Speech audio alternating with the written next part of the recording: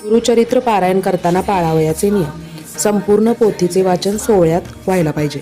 वाचन सुरू करण्यापूर्वी सर्वांगाला विशेषतः बालप्रदेशाला गाणगापूरचे भस्म लावावे. वाचनापूर्वी संध्यावंदन आणि 108 गायत्री मंत्राचा जाप आवर्जून करावा. वाचन मनातल्या मनात न करता मोठ्याने वाचावे.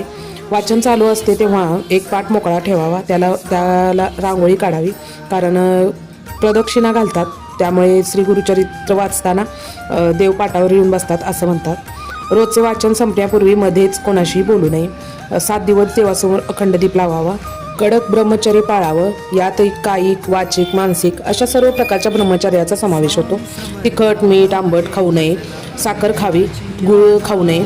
गव्हाची चपाती, तूप, साखर चालेल. कांदा, लसूण वर्ज करावा. मांसाहार वर्ज करावं. पायात चप्पल, बूट घालू नये.